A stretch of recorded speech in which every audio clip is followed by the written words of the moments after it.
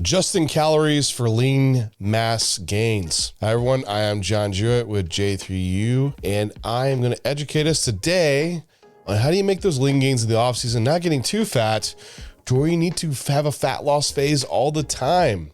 So we want to just gain pure muscle, don't we, with no fat gain. Now, that's not always going to be possible, but we can find a good balance of creating some good mass while minimizing body fat. And how we do this, first off, is making sure we have the proper rate of gain.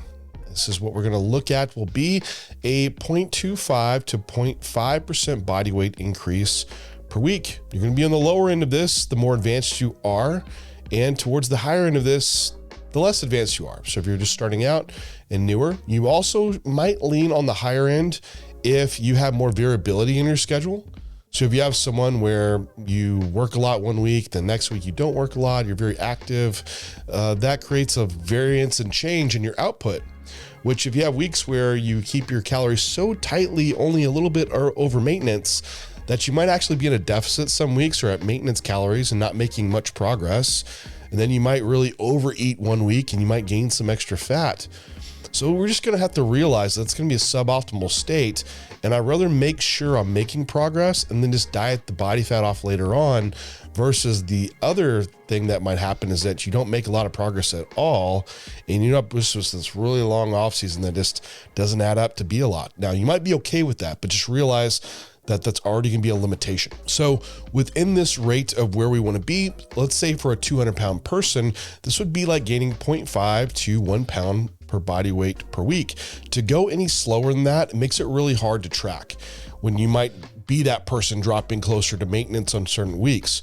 So I would stay within this range, and how we can track this to see if you should be on the upper or lower end would be, for one, watching your visuals, taking pictures and comparing them week to week. And what we shouldn't see is you getting fat on a week-to-week basis. So if you're seeing lines fade weekly, that's too quick. And you to adjust to be a little bit slower. We'll talk about what to adjust here shortly. Now, if you look just as lean as you did the week prior and body weight's increasing and you fall within this range, perfect. Just keep it going. Now, when looking at this range, we also don't want to look just at a once a week weight check, as there's lots of variability that could happen for making you weigh heavy or making you weigh light for a day. Maybe you ate your meals too late in the night, you had extra fluids, you got less sleep, and you didn't have as much of an overnight weight drop, and you end up weighing heavy. So that wouldn't be as accurate of what actually happened as on average throughout the course of the week. So we're going to watch your weekly average weight and let that be what we're seeing change-wise to determine if you fall within this weight gain range that we want to be at. So next thing we need to know is also make sure you track it accurately. So if you're trying to be really precise and minimize body fat gain and run this just slight surplus, you also need to make sure you don't have variances within this surplus by not accurately tracking your food. So you're going to have to be weighing pretty much everything that's going into your mouth that has calories in it. Also, the same thing goes for your output. So if you don't know why you're not gaining weight, but you increase food, you're not tracking your steps daily, that might be really insightful to do so. As if you have weeks where your step count really increases and you realize you're not gaining weight, that could be a way to help you see and assess the issue. If you're not tracking at all, you just won't know. So we need to make sure we're accurately tracking your calorie output and your calorie input. So once we have these things down, we know your range of weight gain you should be in. We know how to track it. We're being accurate with tracking it as well as your input and outputs. What do you do when you not fall in this range? So if you're below the range, we would go with a 5% calorie increase. So if you're eating 3,000 calories per day, we would do 150 calorie increase. Now, if you're above that range, we do a 5% calorie decrease to bring you back down. And through this, you're going to learn how adaptive your metabolism is. So if you're that person where you make a food increase and just nothing happens, you likely might need to go up to like a 7.5% increase and see if that sticks and brings you back into the appropriate range. You might be the person that needs even a 10% calorie increase as you make your adjustments along the way. But these slow increases of 5% is going to be your best way to make sure you don't overdo the calorie surplus. And another thing about overdoing the calorie surplus is cheat meals, untracked eating. It can easily make you go over your calorie excess. Because when I talk about a 150 calorie increase, absolutely can make someone drive progress. How easy would it be to eat an extra, hell, even a 300 calories if you went out to eat one day? That could be an extra 1,000 calories if you're having a really fun meal, right? Now across the week, you do 1,000 calories divided by 7 days.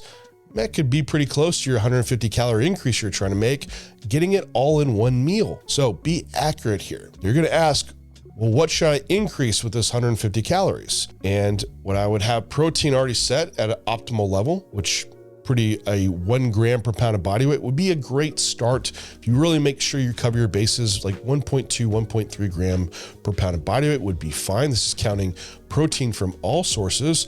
Then as we're adding in more foods, there are going to be trace amounts of protein that are keep driving that number up. So if you started the mass phase at 1 gram per pound of body weight, your protein intake is going to be going up as you add in extra foods. I would already have fats set at an adequate level too, which would be 0.3 to 0.4 grams per pound of body weight.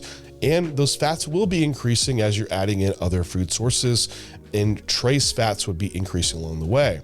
So which macronutrient we're really left here with to drive upwards is going to be carbohydrate. So I would make that 150 calorie increase all from carbohydrate, and you have some options of how you're going to implement it. You could do it at times where you're the hungriest, as that's going to keep digestion and help you not get so stuffed at meals. You could do it around training if you feel like that's the best time. And really it comes down to when it was the best preference in managing hunger and a calorie surplus. These are the big dictators. Timing around training and fueling and recovery. Likely at this point in the off season, you're going to have plenty of fuel, not going into sessions glycogen depleted, or also not having adequate amounts of carbohydrate between sessions to where you need to time it so specifically like you are some advanced endurance athlete doing 2-a-day sessions, which we're not. We're usually training muscle groups every 3 to 4 days maybe. So you'll have adequate carbohydrate between that time period to recover. So timing is a little less crucial. I base this more so around preference and sustainability of being consistent with your diet and around hunger. Now, the last thing I'm going to leave you with is, when do you actually increase fats? Because at some point, if you're only increasing carbohydrate, you might end up with some huge trough of rice that just takes you forever to get down and leaves you overly full. And also, it's not very palatable not having fats in your diet. So when would you increase that? Well, I already gave you the hint. When you're hitting that food volume, we're like, this is already a lot of food, and also it's really hard to get down.